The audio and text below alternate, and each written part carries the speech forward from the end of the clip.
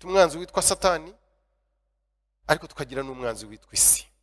Iby'isi biradukurura, iby'isi biradukurura, iby'isi bigerageza kutuyobya, iby'isi bigerageza kudukura ngo amaso yacu ave ku Mana no ku kuri kwayo akurikire byo. Ni gute iyi ntambara y'umwuka uzayitsinda? Ikibazo gikomeye. Ubuzima bwacu bene data buri ku rugamba, turi kuri front line, abakristo rimwe na rimwe tukibagirwa ko tubayeho mu ntambara.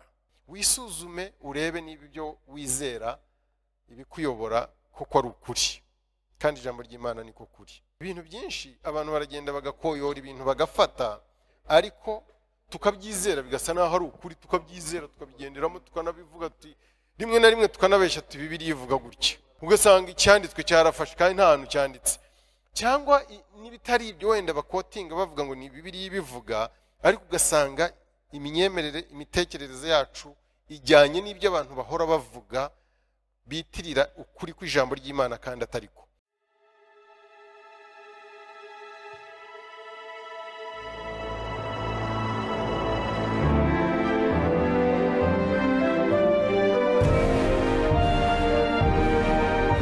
Umukora ahamagara, uwumva ijwi rye wese niyitabe. Tunezerwe twishime, tuyihimbaze, kuko ubukwe bw'umwana w'intama busohoye, umugeni we akaba yiteguye. Gukura mu kumenya ijambo ry'Imana, gukura mu kumenya ijambo ry'Imana. Ibyanditswe byera byose byahumetswe n'Imana, kandi iyo bavuze byose ni ukuvuga iby'isezerano rya kera n'iby'isezerano rishyashya. Ibyanditswe byera byose byahumetswe n'Imana. Bisobanuye ko Imana ubwayo niyo yahumekeye abandikaga ibyanditswe byera, babyandika neza nk'uko Imana yabishakaga hatari mikosa. Umwuka wera yarabashoreye, niko twabivuze. Iri jambo ryitwa gushorera twasomye muri Petero, ni ukuvuga nk'uko umuyaga ufata inkuge iri mu nyanja ukayitwara ukayisunika ukayigeza aho igomba kujya, ariko ufatanije n'umuyobozi w'iyo nkuge, niko n'umwuka wera yafataga aba bantu bandikaga ijambo ry'Imana. Umwuka wera akabazaho akabashoboza kwandika neza iby'Imana yabahaye. Nk'uko twabivuze, ni abantu batandukanye, harimo abakomeye bari bafite icyubahiro cyo mu isi, harimo abari boroheje, harimo abize, harimo abatarize, harimo ariko Imana ikabakoresha mu buryo butandukanye. Imana yifuza gukoresha buri muntu wese urwego yaba arimo rwose, na experience yaba yaragize inziza cyangwa imbi. Imana yifuza gukoresha ibyo bintu wanyuzemo. Imana mu kubasanga uko bari batandukanye, nk'uko twabivuze, hari Mose wanditse ibitabo 5 bya mbere, hari abandi bamukurikiye, wenda reka mvugeho nk'uwisezerano rishya witwa Paulo wanditse hafi cya 2 cy'isezerano rishya. Yari umuntu wari warize, niyo usomye ibitabo Imana yamuhaye kwandika, cyangwa se yego ibitabo Imana yamuhaye kwandika, ubonamo ubuhanga. Igihe Imana rero yahumekeraga abantu gutanga amagambo yayo, ntabwo yabamburaga ubumuntu bwabo, yabaheraga ijambo ryayo mu muco wabo no muri styles zo kwandika zitandukanye, mbega igakoresha n'ubuhanga bwabo. Iyo usomye nka Amosi, kubera yari umuhinzi yari yararagiyeho n'intama, Imana imukoresheje ubona amagambo y'uburyo yavugaga nk'umuhinzi umushumba. Ntabwo harimo ibintu by'ubuhanga byo kumenya gutondekanya amagambo, ariko ntibivuze ko atavuze amagambo Imana yamuhaye yose.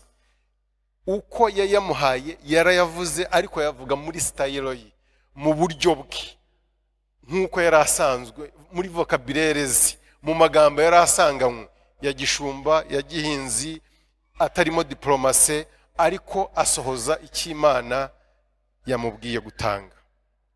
Reba Paulo, ugasanga Imana mu gihe yamuhaga amagambo, umwuka wera igihe yamuzagaho yanditse neza iby'Imana yashakaga, ariko abyandika mu buhanga bwe no mu buryoza bwe no mu mashuri ye menshi yari yarize. Amen. Ndetse Petero w'umurobyi yarabisomaga ibya Pawulo agasanga birakomeye. Hari n'ahantu yavuze ati nk'uko mubizi mwene data Pawulo yanditse amagambo abantu babaswa batashobora kumva vuba vuba, nawe yarayasomaga akamugora. Umuhungu wanjye ndibuka rimwe narigishaga dutashye arambwira ati dadi, ati uyu munsi wigishije ibintu bikomeye. Ni atuzi ko wabyigishaga nkumva umutwe wanjye urabyimba gutya.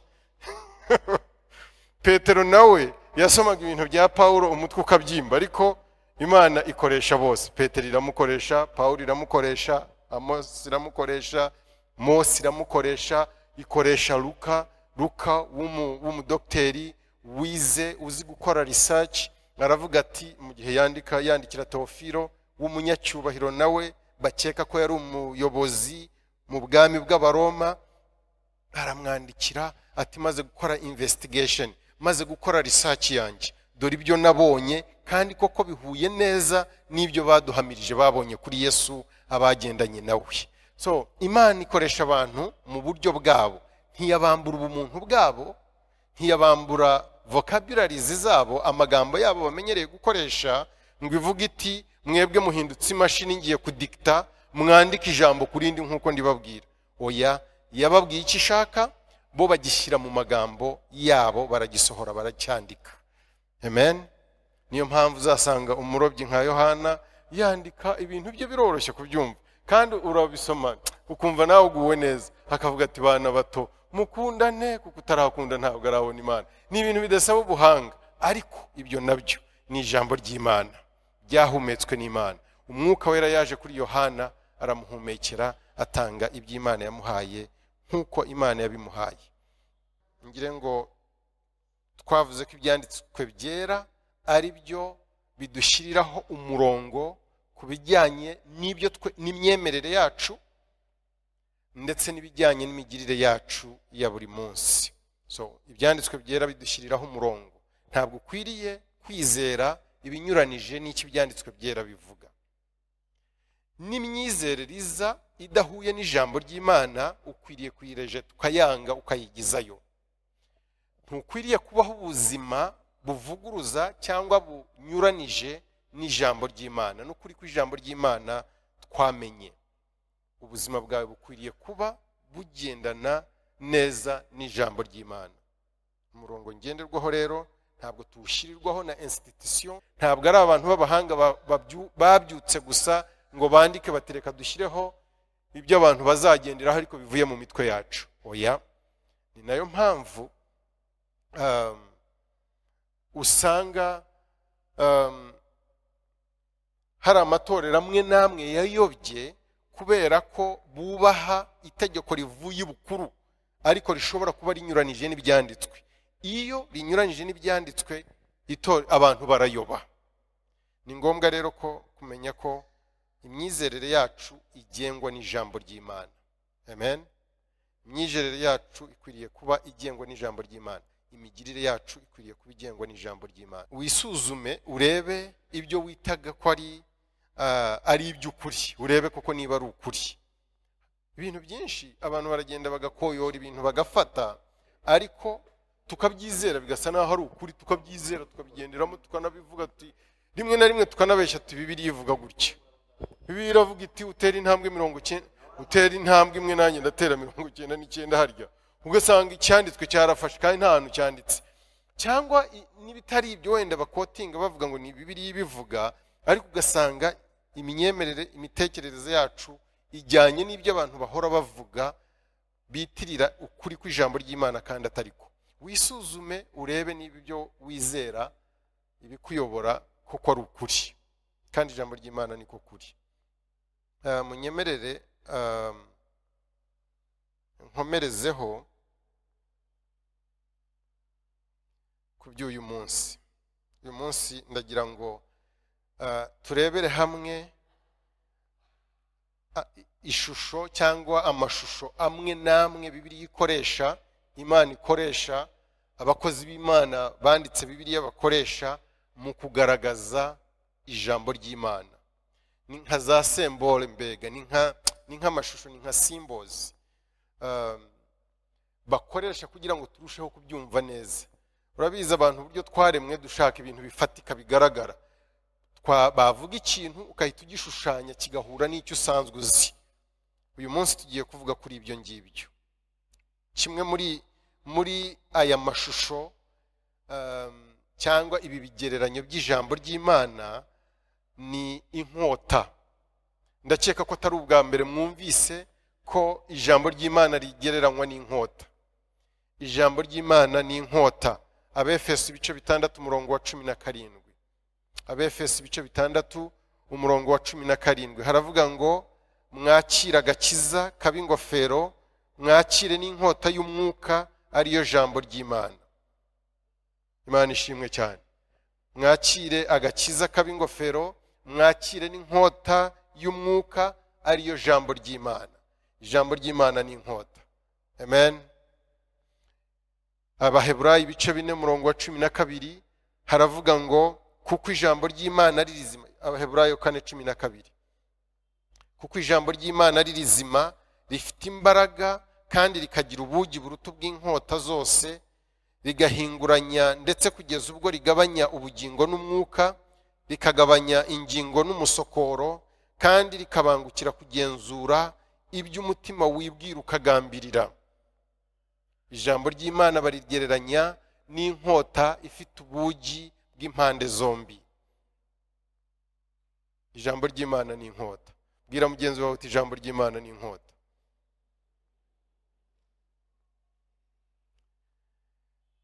Impamvu ijambo ry'Imana rigereranywa n'inkota ni iyi ngiyi. Ubuzima bwa Gikristo bubayeho mu ntambara. Iyo tuvuze ngo ijambo ry'Imana ni inkota, bikwiriye guhita bitwibutsa vuba vuba ko ubuzima bwacu buri mu ntambara.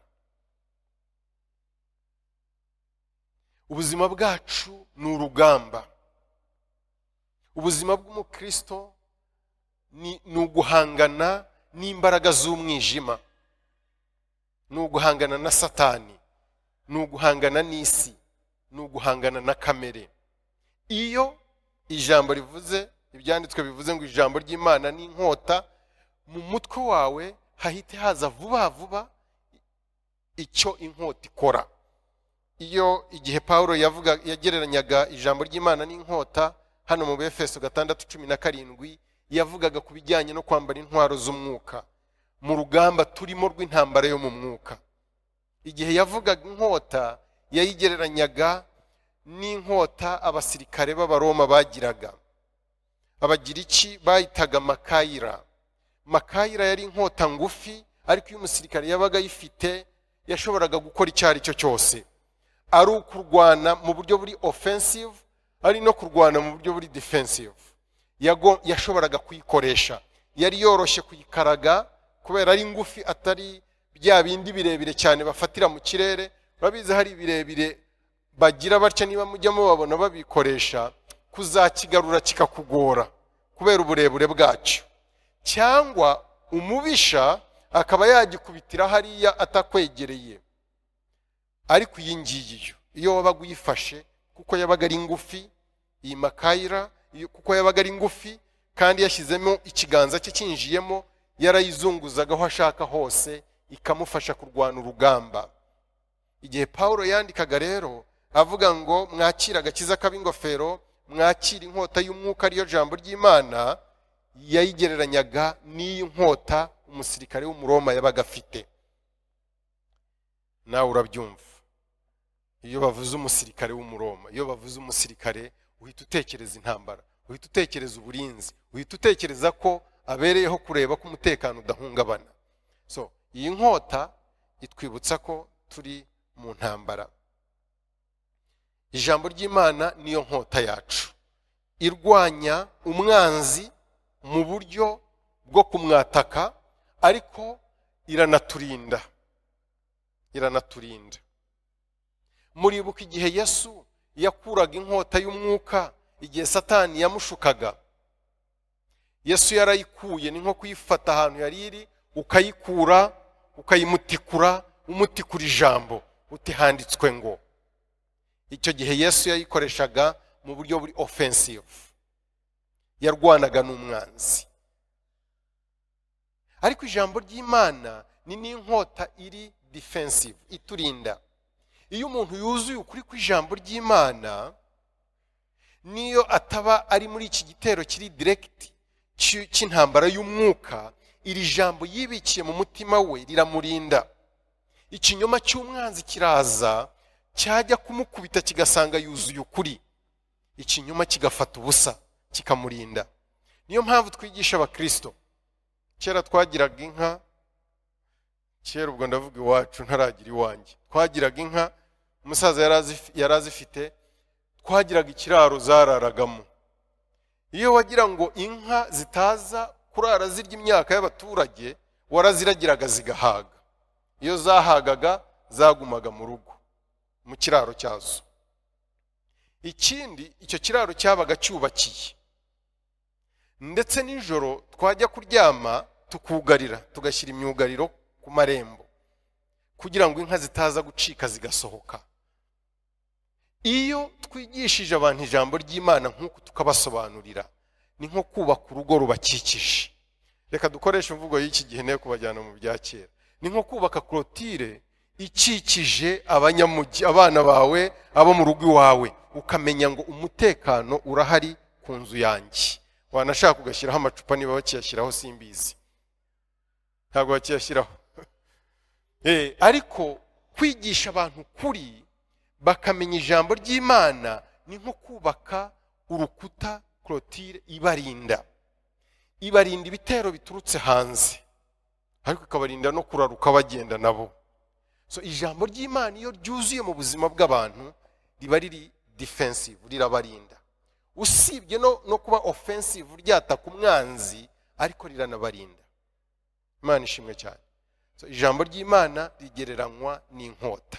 Iyo bavuze inkota, vuba vuba uhita utekereza intambara. Ubuzima bwacu bene data buri ku rugamba, turi kuri front line. Abakristo rimwe na rimwe tukibagirwa ko tubayeho mu ntambara, ariko intambara niyo turimo.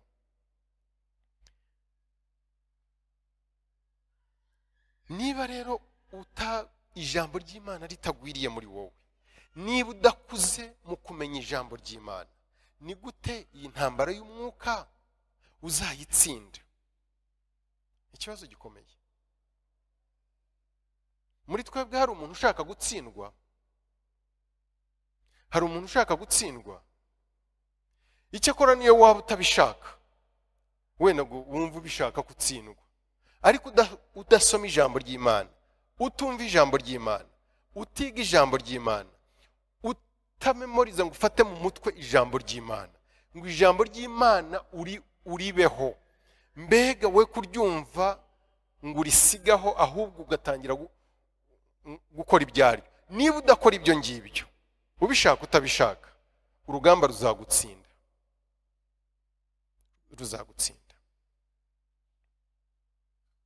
Ijambo ry'Imana niryo ridufasha gutsinda umwanzi Satani. Ni inkota dutikura umwanzi Satani.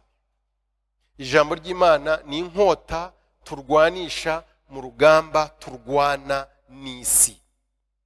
Dufite umwanzi witwa Satani, ariko tukagira n'umwanzi witwa isi. Iby'isi biradukurura, iby'isi bigerageza kutuyobya, iby'isi bigerageza kudukura ngo amaso yacu ave ku Mana no ku kuri kwayo akurikire byo. Muribuka igihe Eva inzoka yamusangaga mu murima wa Edeni, ikamubwira iti impamvu Imana yanze ko murya kuri izi mbuto z'igiti kimenyesha icyiza n'ikibi, yagira ngo mutamera nkayo, mugahinduka Imana, mukagira ubwo buhanga bwo hejuru. Eva agiye kureba abona koko, ngo ugiye kubona amaso yabona rwa rubuto, za mbuto azibona mu yindi shusho atari asanzwe azibonamo, ngo abona koko zikwiriye, zibereye gutuma umuntu amenya, agira ubwenge n'ubuhanga bwo gusobanukirwa icyiza n'ikibi. Arasoroma ararya, aha n'umugabo we bari kumwe. iby'isi biramukurura, imbuto zo mu murima ziramukurura. Uyu munsi si imbuto gusa zo mu murima, iby'isi byafashe amashusho menshi. Abantu bariruka inyuma y'ubutunzi, abantu bariruka inyuma yo kuba ibirangirire, abantu bariruka inyuma y'ibintu, ugasanga umuntu umutima wamushizemo kubera iby'isi.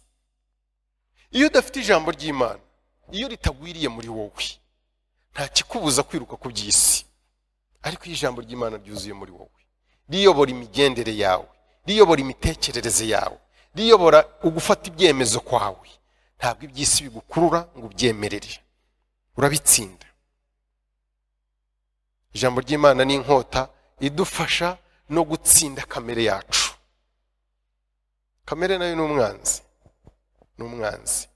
Ntabwo umwanzi ari Satani gusa, umwanzi sisi na kamere yacu y'icyaha ni umwanzi.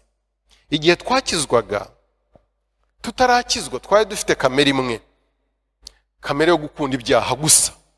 Nuko twari tumeze. Aho dukirijwe, Imana iduha kamere yayo, tuvuka ubwa kabiri, tuvukana indi kamere. Ariko iyo kamere ibangikanye n'iya mbere, kuko turacyari mu isi, ntiturasoza urugendo. Turacyari muri rwa rugendo rwa sanctification, cyangwa rwo kwezwa, rwo gusa na Yesu. Umunsi ku wundi dukura dushaka gufata ishusho ya Yesu. Ariko uko gukura ushaka gufata ishusho ya Yesu ntabwo biza utiga, udasoma, udafata mu mutwe, utagendera, utumvira ijambo ry'Imana. Ntabwo bishobora kuza. Uko ijambo ry'Imana rigwira muri wowe, niko imbaraga za kamere y'icyaha ya indi bangikanye n'iy'Imana yagushyizemo nshyashya, niko irushaho kugenda igabanuka, kugenda inanuka. Uko ijambo rigwiriye, rikuza ya yindi nshyashya, iya kera ikagenda inanuka, inshyashya ikagenda igwira, iya kera inanuka, inshyashya igwira. Iyo nshyashya niyo ifite ishusho y'umwana w'Imana. Uko dukura dusa na grand frère ari we Yesu Kristo.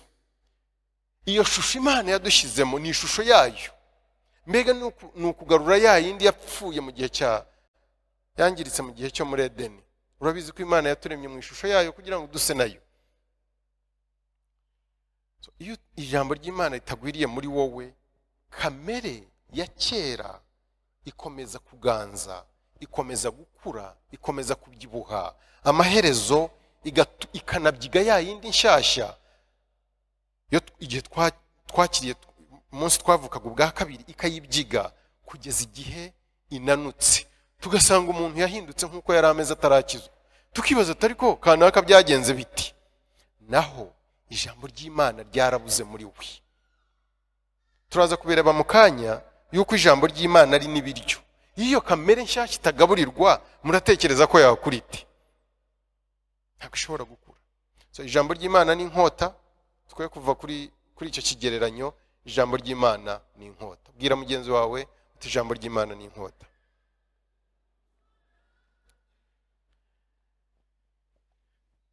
Ijambo ry'Imana kuba inkota, nk'uko nabivuze, rihita ritwibutsa ko turi ku rugamba. Ariko icya kabiri, ijambo ry'Imana ritwibutsa ku bijyanye no kuba inkota, nuko ijambo ry'Imana ripenetra, ririnjira, rigasogota, rikagera iyo kure. Amen. Nituvuga ngo ijambo ry'Imana ni inkota, wibuke urugamba, ariko wibuke n'iki cya kabiri. Ijambo ry'Imana iyo turyumvise, iyo turisomye, iyo turyize, ririnjira mu buzima bwacu. Imana ishimwe cyane. Muribuka hahandi mu Baheburayo 4:12 ukuntu hatubwiye ngo ijambo ry'Imana ni rizima, rifite ubuzima, rifite imbaraga, kandi rikagira ubugi buruta ubw'inkota zombi, ariko n'ubw'inkota ityaye impande zombi. Ni rizima, rifite imbaraga, rifite ubugi, riratyaye, rirahinguranya, ndetse kugeza ubwo rigabanya ubugingo n'umwuka. Riragenda na hantu twebwe tudashobora kumenya, hagati y'igitekerezo cy'ubugingo giturutse muri ame, muri soul, ariyo cyane cyane igengwa na kamere y'ibyaha, n'igitekerezo giturutse mu mwuka, twebwe aho tudashobora kubitandukanya, ijambo ry'Imana riramanuka rikavuga iti iki ngiki giturutse muri kamere, cyangwa iki giturutse ku Mana, kizanywe n'umwuka wera. Ijambo ry'Imana ririnjira rikagera kure, rikagabanya ingingo n'umusokoro. Murabyumva, ingingo n'umusokoro ni ibintu biba bifatanye, ariko riragerayo rigakata neza rikabitandukanya. Ingingo n'umusokoro ngo rikabangukira kugenzura ibyo umutima wibwira ukagambirira. Umutima wawe ibyo wibwira ritahayo rikamenya ibyo umutima wawe wibwira ndetse n'ibyo ugambirira.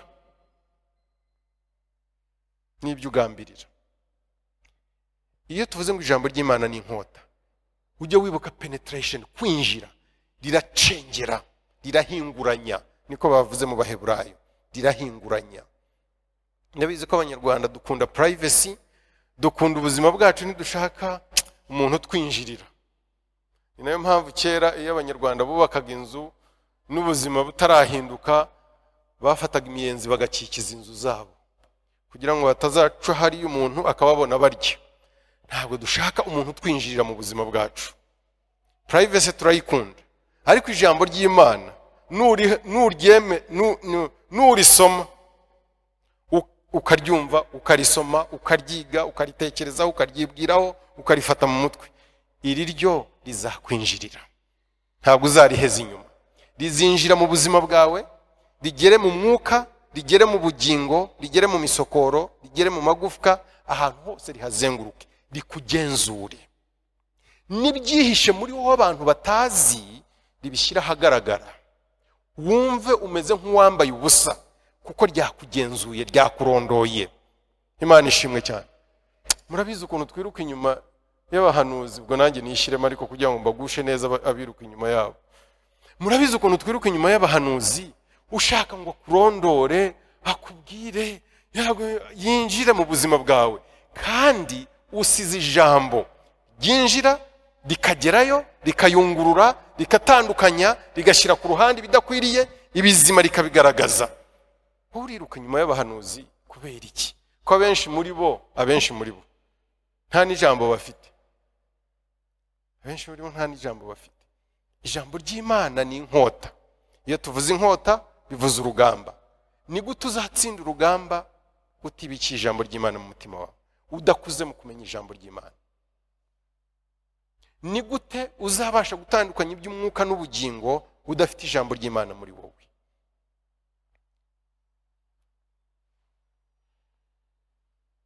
Ijambo ry'Imana rifite ubushobozi bwo kwinjira muri bya bindi biri mu mitima yacu, byaba ari ubwoba dufite butewe n'impamvu zitandukanye, byaba ari guilt, kumva ufite remoro no kwicira urubanza, byaba ari anxiety, ufite muri wowe ubwoba bw'ibizaza, guhangayika, byaba ari umujinya n'uburakari, byaba ari imigambi mibi, byaba ari ugushaka kuba uw'agaciro, bya bindi uhangayikiye ariko se ubu nanjye nzaba uw'agaciro, bazanyumva ese igihe uwo mutekano muke wose ijambo ry'Imana ribasha kwinjira rikagerayo, rikagenzura. Ahari ubwoba rikakubohora ukava mu bwoba, rikahazana gushiramanga. Ahari uguhangayika ijambo ry'Imana rikahazana ihumure. Ahari ugutinya ko utari uw'agaciro ijambo ry'Imana rikaza rikakwafaminga, rikemeza ngo ufite agaciro, ndetse n'ikimenyimenyi umwana w'Imana Yesu Kristo yaragupfiriye ku musaraba. Ibyari biguhangayikishije ijambo ry'Imana riraza rikakubwira riti, niba udashobora kwiyungura na mukono n'umwe na santimetero n'imwe, urahangayika kubera iki? Ko Imana yitaye ku byawe. Ijambo ry'Imana ririnjira rikagerayo hose. Mureke turikunde, mureke tugundire iyi nkota y'Imana, iyi nkota y'umwuka. amen. Ikindi kigereranyo kijyanye n'ijambo ry'Imana ni ikigereranyo cy'indorerwamo. Indorerwamo, ni bangahe bazi indorerwamo? Ndabona muyizi. Yakobo igice cya mbere umurongo wa 22 kugera ku 25. Yakobo igice cya mbere umurongo wa 22 kugera ku 25 haravuga ngo ariko rero mujye mukora iby'iryo jambo, atari ugupfa kuryumva gusa mwishuka, kuko uwumva ijambo gusa ntakora ibyaryo ameze nk'umuntu urebeye mu maso he mu ndorerwamo, amaze kwireba akagenda, uwo mwanya akiyibagirwa uko asa. ariko uwitegereza mu mategeko atunganye rwose atera umudendezo, agakomeza kugira umwete wayo, atari uwumva gusa akibagirwa, ahubwo ari uyumvira, niwe uzahabwa umugisha mu byo akora. Ijambo ry'Imana rigereranywa n'indorerwamo. Ibi biratubwira iki? Kuki ijambo ry'Imana rigereranywa n'indorerwamo? Kubera iki ijambo ry'Imana rigereranywa n'indorerwamo? Indorerwamo ni ikintu wireberamo kireflectinga, kigarura ishusho yawe kikayikwereka. Mpagaze imbere y'indorerwamo gutya, nuko hano idahari, ubu nakwireba. Ishati yanjye yabihengamye nkagira gutya, cyangwa ikoti nkasubizaho neza. Indorerwamo irangaragaza ukomeze. Ikiza cy'indorerwamo ntirya ruswa. Murabizi amafoto y'iki gihe dushobora kuyakorera tukayatacinga, tukayakorera touch, tukayakata neza, umuntu agasohoka ubona nta gahera agira ku buzima bwe, ku isura ye, agasohoka rwose akeye sinakubwira. Ariko indorerwamo ikugaragaza ukuri, ntica ku ruhande, ukuri irakugaragaza. Ijambo ry'Imana ni indorerwamo.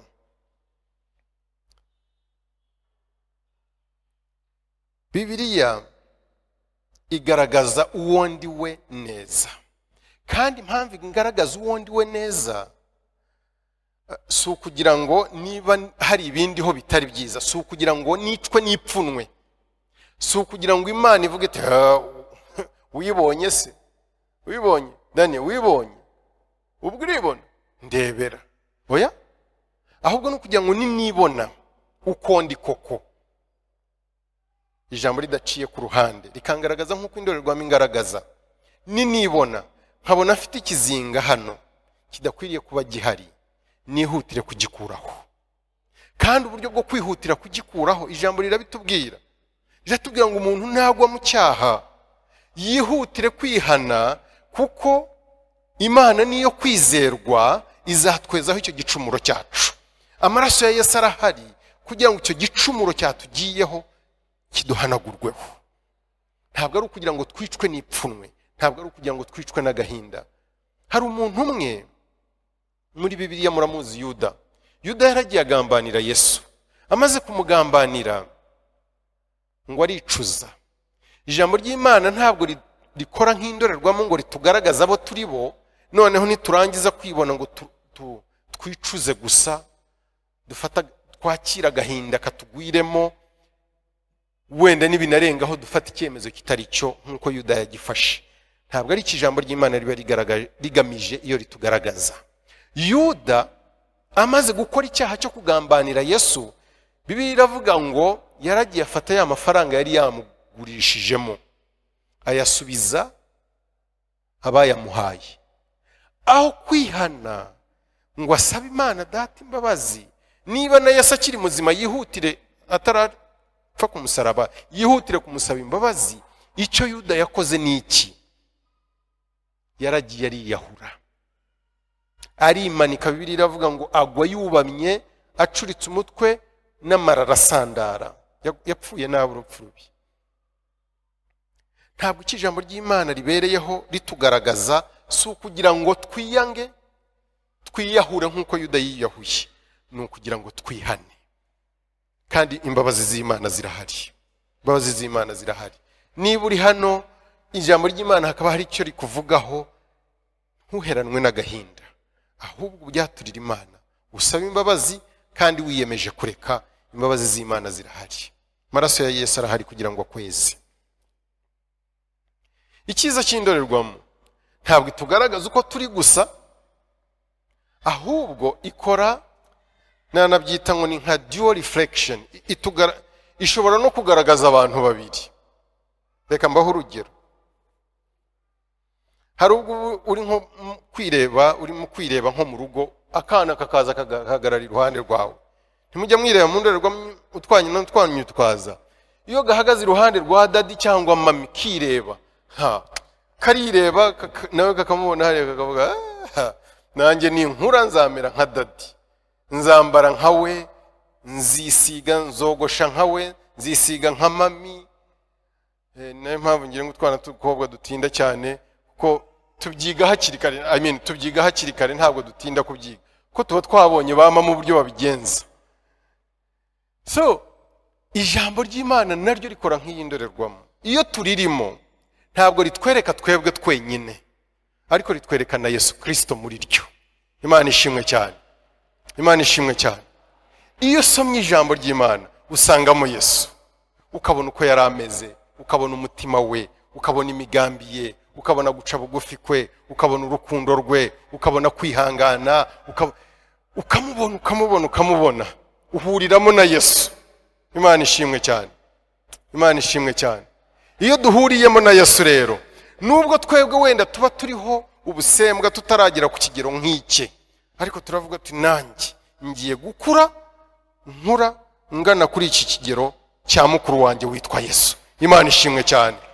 Nkireba nkabona hari bitaratungana, ariko nareba mukuru wanjye nkasanga ameze neza, nkavuga nanjye ngiye kumufatiraho urugero, ngiye kumera nka Yesu. Imana ishimwe cyane. Imana ishimwe cyane. Ni nayo mpamvu hariya mu byanditswe byeraho twasomye ejo muri Timoteyo wa 2:3-16 na 17 hatugaragariza ko intego yo kugira ngo ibyanditswe byera bihumekwe Imana ibiduhe ni ukugira ngo dukure tunakorera Imana. Imana ibishaka ko dukura dusa na Yesu.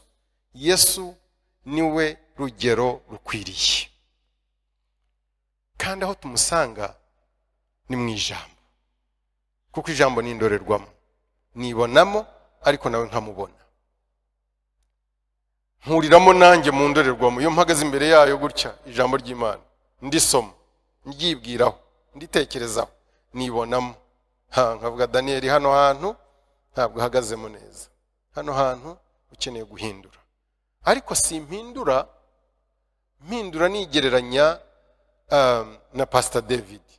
Nkura mpinduka nigereranya, mfata urugero kuri Yesu Kristo, kuko nawe musanze aho muri iyo ndorerwamo. Imana ishimwe cyane. Niwumva ijambo ry'Imana ko ari indorerwamo, uhite wibuka ko niho honyine ushobora kwibonera, kandi hahirwa uwibona. Niyo waba utaratungana, hahirwa uwibona. Ariko hano batubwiye ngo iyo urisomye bya nyirarureshwa, ukaza mu rusengero wenda ukaryumva gusa, bakarivuga ukavuga twize ijambo, ugasohoka ukagenda ugatahira iryo, ukazategereza ku cyumweru kugaruka hano bakakwigisha irindi. Ngo ubumeze nka wa muntu wireba mu ndorerwamo gutya, yagenda yagera hirya akavuga harya nasaga gute, harya agasatsi kanjye kari karyamye gutya, ingwa zanjye zari zimeze neza, kamakiyaje harya mbega uriyibagirwa. Bibiliya iravuga ngo kugira ngo utiyibagirwa, havuze ngo ariko uwitegereza mu mategeko atunganye rwose, uwitegereza mu mategeko atunganye rwose atunganye rwose atera umudendezo, agakomeza kugira umwete wayo, agakomeza kugira umwete wo kuguma mu mategeko y'Imana. Iyo bavuze amategeko y'Imana ni Tora, ni wenda ni itegeko, ni Tora. Urabona hano bavuga aya magambo, hari isezerano rya kera. Nubwo Tora yavugaga ibitabo 5 bya Mose, ariko yageze aho Tora ariyo mategeko, bisobanura isezerano rya kera ryose. Hano uyu yaravugaga ati uguma muri iri sezerano rya kera akarigumamo, ngo agakomeza kugira umwete waryo akarigumamo, ngo atari uwumva gusa akibagirwa ahubwo ari uryumvira, niwe uzahabwa umugisha mu byo akora. Imana ishimwe cyane. Ariko benshi muri twebwe tumeze nka wa wundi wireba mu ndorerwamo akiruka vuba vuba kuko yirebye mu bakavuga harya nasaga gute ukabyara. Mureke twe kumama hejuru nkuko nababwiye ejo. Mureke twe gukoresha rato duhinga muri iri jambo ry'Imana. Mureke dukoreshe ipiki twinjiremo indani mu ijambo, turitindemo, turyinjiremo, turitekerezeho, turyibwire, turigenderemo, turi ku manywa na nijoro. Ngo nitubigenza dutyo tuzahirwa kandi tuzahabwa umugisha mu byo dukora.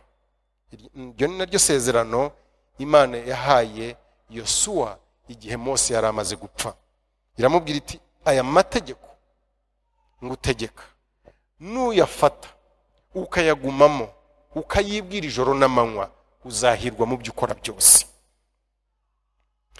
Umuntu uza hano ku cyumweru gusa cyangwa urisoma bya Nyirarureshwa, uwo nguwo ameze nk'umuntu wireba mu ndorerwamo akiyibagirwa. Mureke turigumemo, mureke turigumemo. Imana ishimwe cyane. Ishusho ya gatatu ku bijyanye n'ijambo ry'Imana ni ishusho yitwa umugati cyangwa ibyo kurya. Muri Yeremiya ibice 15 umurongo wa 16, Yeremiya 15:16 haravuga ngo amagambo yawe amaze kuboneka ndayarya, maze ambera umunezero n'ibyishimo byo mu mutima wanjye, kuko nitiriwe izina ryawe Uwiteka Mana Nyiringabo. Muri Ezekiyeli 3 umurongo wa 1 n'uwa 2 nako kugera ku wa 3, Ezekiyeli 3 guhera ku murongo wa 1 kugera ku wa 3 haravuga ngo maze arambwira ati mwana w'umuntu, icyo ubonye ukirye, urya uwo muzingo maze ugende ubwire inzu ya Isirayeli. Nuko mbumbura akanwa angaburira uwo muzingo, arambwira ati mwana w'umuntu, haza inda yawe n'amara yawe uyuzuzemo uyu muzingo nguhaye. Nuko mpera ko ndawurya, mu kanwa undyohera nk'ubuki. Ijambo ry'Imana ni umuzingo, niwo yaryaga hano, kandi rigereranywa n'umutsima cyangwa n'ibiryo. Niba ijambo ry'Imana rigereranywa n'umutsima cyangwa n'ibiryo, bishatse kutubwira iki? Bishatse kutubwira ko nkuko imibiri yacu isanzwe ikenera ibiryo kugira ngo ibeho, kugira ngo ikomeze kubaho, kugira ngo ikomeze kujya imbere, kugira ngo ikomeze gukura, kugira ngo ikomeze guhangana n'indwara, niko n'ubuzima bwacu bwo mu mwuka bukeneye iyi ndyo yo mu mwuka, uyu mutsima wo mu mwuka, kugira ngo bubashe kubaho, kugira ngo bubashe gukura, kugira ngo bubashe gukomera. Ijambo ry'Imana ni umutsima utuma tubaho, tugira imbaraga, tunagira ukwihangana.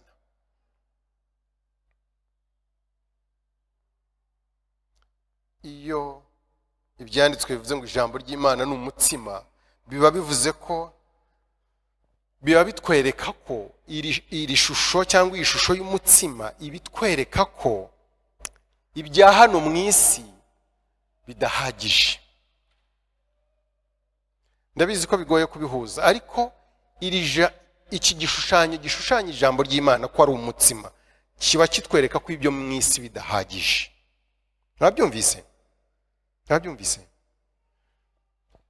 Kuko iyo biza kuba bihagije, yaba imitsima twaryaga hano mu isi ihagije, nta mpamvu yuko ijambo ry'Imana ryaza ari umutsima. Iyo ibya hano mu isi byari biduhagije, nta mpamvu Imana yagatanze undi mutsima.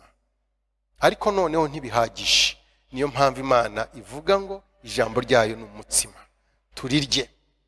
Ni amata y'umwuka ku bakiri bato, ni ibiryo bikomeye ku batangiye gukura, ni umutsima nk'uko tubibona mu byanditswe. Bibiliya iravuga ngo Imana bigaragaza mu gutegekwa kwa 2 ibice 8 umurongo wa 3 yuko ndetse na Yesu yabisubiyemo igihe cyo gushukwa na Satani, yuko umuntu adatungwa n'umutsima gusa ahubwo n'ijambo ryose riturutse mu kanwa k'Uwiteka. Amen.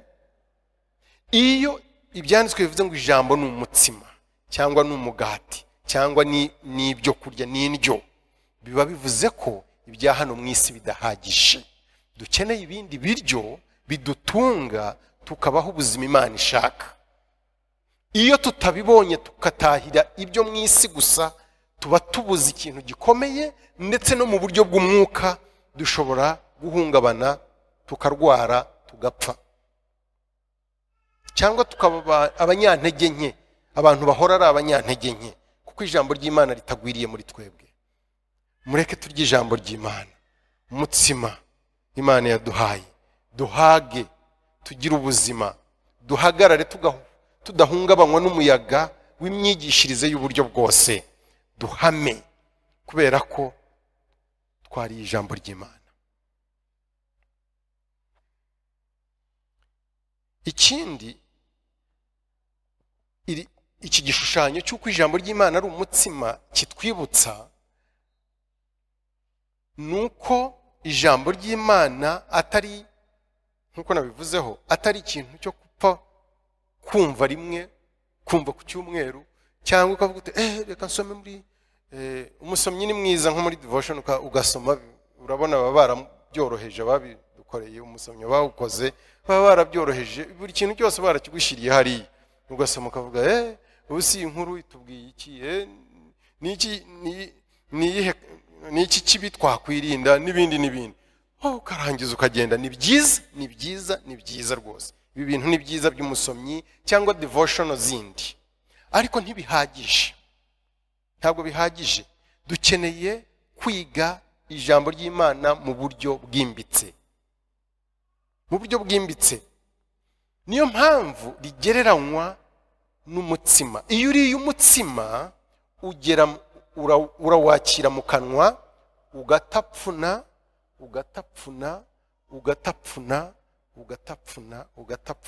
wakumva unoze, ukamira. Kandi kumira ntibivuze ngo ibyo wari utegereje mu mutsima ku kanya birarangiye, oya, ahubwo hakurikiraho igogora. Wenda ryatangiriye mu kanwa sinzi, hakurikiraho igogora, digestion. Ibiryo bikamanuka, uwo mutsima ukamanuka, umubiri ugatoranyamo ibyo ukeneye, bitindamo. Ni nayo mpamvu Imana Maraya yaremye kwa kundi ameze, kugira ngo bitindemo, bica muri ya makrosi, buri kamwe kifatiramo, umubiri wifatiramo ibyo ushaka. Naho iyi irariza kuba rimeze ritya rigoroye, byakagiye byikubitamo nyine bigahita bigenda. Ariko Imana ifite ukuntu yariremye kugira ngo bitindemo, habeho digestion, habeho iryo gogora, bitinde. Ntabwo ijambo ry'Imana ari ukwirukanka gutya gusa. Mureke turirye, turitapfune, turyuze, kuza ubanza ari ukwinka, ariko reka nabyo tubyifashe, turyuze, tugogore, ritinde muri twebwe, turyibwireho. Ntabwo ari ibintu byo kuvuga uti reka ntomboza aho ndi busoma uyu munsi, nshizemo urutoki, somye uyu murongo umwe birarangiye, ubwo Imana ivuganye nanjye ndagiye. Mureke turenge urwo rwego, dutinde mu ijambo ry'Imana. Amen. Iki gishushanyo kivuga ko ijambo ry'Imana ari umutsima kitwibutsa n'ibyo, ko ijambo ry'Imana tudakwiriye kumiragura. Nuzamira imitsima yo hanze izakugirira nabi. N'ijambo ry'Imana twe kurimira twihuta nkaho amasaha yadushiranye. Iyo bigeze mu ijambo ry'Imana amasaha arashira, aba makeya, kwagera kuri WhatsApp n'igikanu kigacurama gutyo, ukagira aho wumva umuriro utangiye kwaka hano. Ariko ijambo ry'Imana kuritindamo, ntabwo ari muri iki gihe. Sinzi uko byagenze, muri iki gihe sinzi ukuntu byagenze. Bitwigisha ko ijambo ry'Imana dukwiriye kuritindamo. Reka mvuge ku kindi indi shusho nsoza ya kane. Ishusho ya kane, ijambo ry'Imana rigereranywa nayo ni umuriro. Ijambo ry'Imana rigereranywa n'umuriro. Yeremiya 23 umurongo wa 29. Yeremiya 23 umurongo wa 29. Kandi Uwiteka arabaza ati, mbese ijambo ryanjye ntirimeze nk'umuriro cyangwa nk'inyundo imenagura urutare? Ubwo ni ikibazo kiri retorike rega.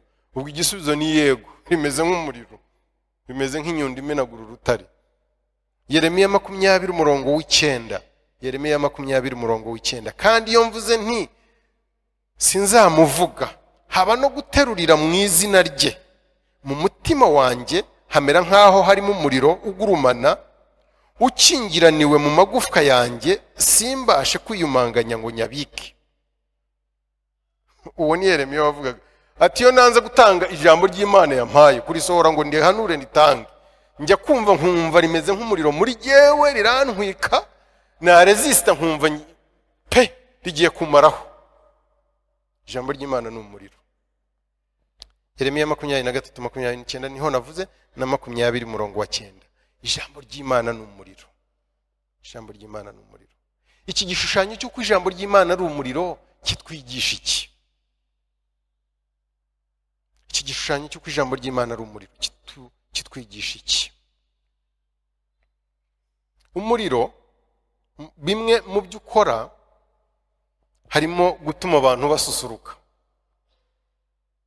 Abantu barasusuruka, abota bakota, bagacana bakota, nk'abari ku gikumba baraye hanze.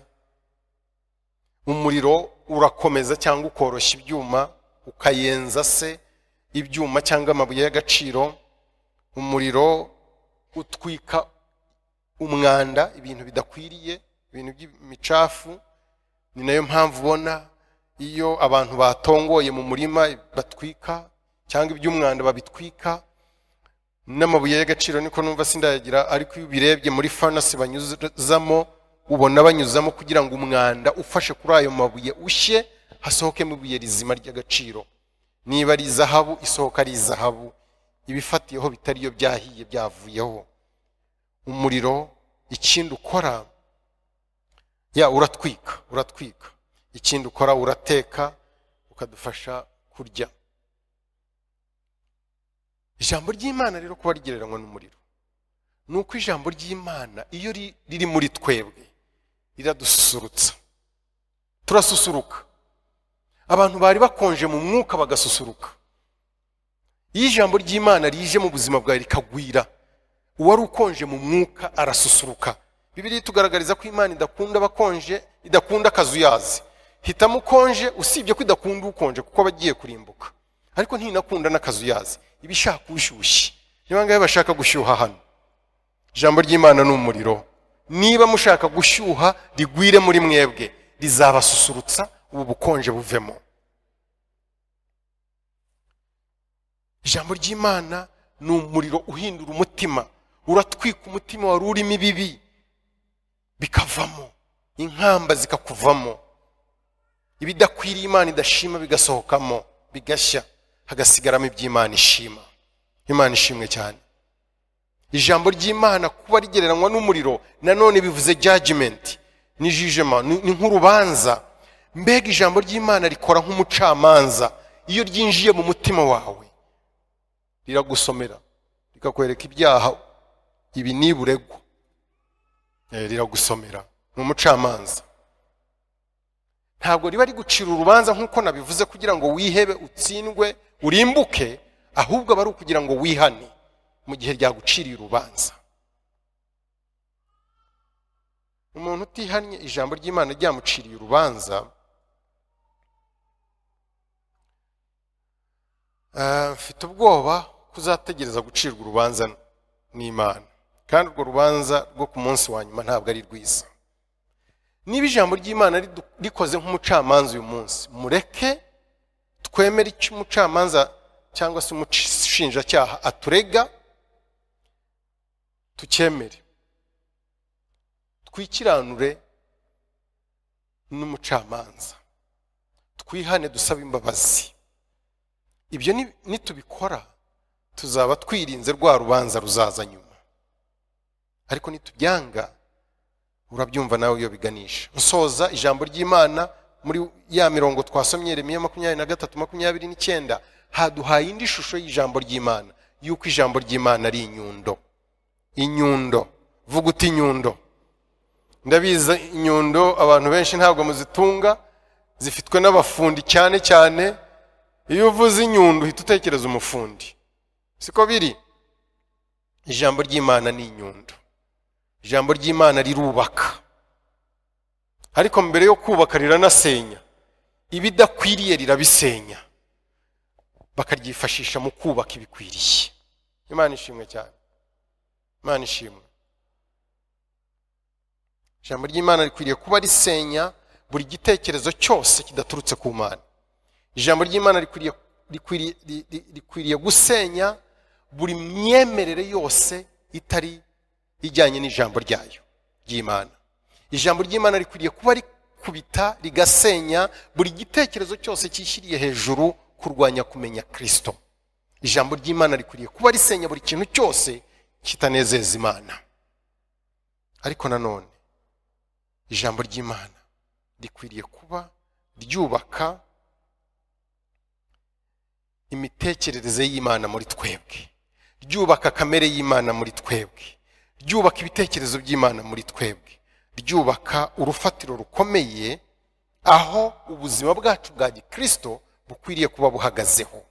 Bibiliya iravuga ngo rimeze nk'urufatiro. Mureke ijambo ry'Imana dukure mu kurimenya. Amen.